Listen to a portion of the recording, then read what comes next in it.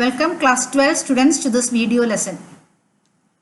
After Watson and Crick came forward with the double helical structure of DNA, the scientific world was curious to know how DNA is capable of replication. Watson and Crick then put forward the semi-conservative mode of replication. Now what do you mean by semi-conservative mode of replication? According to this, the two highly coiled strands of the DNA first separate, and each parent strand acts as a template strand on which new daughter DNA molecules are synthesized. Since one of the parent strand is conserved in the daughter DNA molecules, replication is semi-conservative mode of replication. So this was Watson and Crick's semi-conservative mode of replication. Here you can see semi-conservative mode of replication. The two highly coiled strands of the DNA first separate, and each parent strand acts as a template strand on which new daughter DNA molecules are synthesized. Since one of the parent strand is conserved in the daughter DNA molecules, DNA replication is semi-conservative. In the year 1958, two scientists, Michelson and Stahl, experimentally proved that DNA replication is semi-conservative, and they used E. coli bacteria for their experiments. Now how did Michelson and Stahl perform the experiment?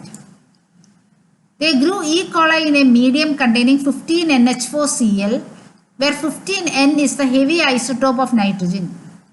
After several generations, both the strands of the DNA carried 15N. And this DNA is called heavy DNA. The heavy DNA molecule can be distinguished from the normal DNA by density gradient centrifugation. You know, 15 nitrogen is not a radioactive isotope, and hence it can be separated from 14N only based on densities. Now this heavy DNA was then cultured in a medium containing 14NH4Cl. You know, E. coli divides every 20 minutes. At the end of the division, two daughter DNA molecules are synthesized, and each DNA molecule, one strand carrying 15 nitrogen and the other strand carrying 14 nitrogen. And the density was found to be intermediate density. This intermediate or hybrid DNA was then transferred or cultured in a medium containing 14NH4Cl. After 20 minutes, 4 daughter DNA molecules are produced, of which 2 are hybrid DNA and 2 low density DNA. So here you can see this is the 15N DNA, and this 15N DNA, both the DNA strands are carrying 15 nitrogen. This DNA was then cultured in a medium containing 14NH4Cl. 2 daughter molecules are synthesized, of which each DNA molecule carrying one strand 15N and the other strand 14N.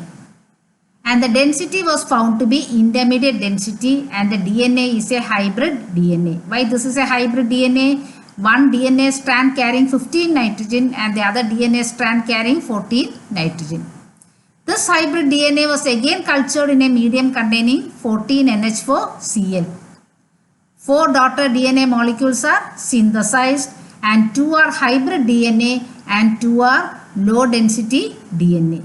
So here you can see heavy DNA, hybrid or intermediate density DNA, and then light and hybrid DNA.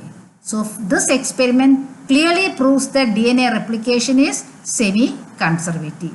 So Watson and Crick proposed the semi-conservative mode of replication, and that was experimentally proved by Michelson and Stahl, and the DNA replication is semi-conservative.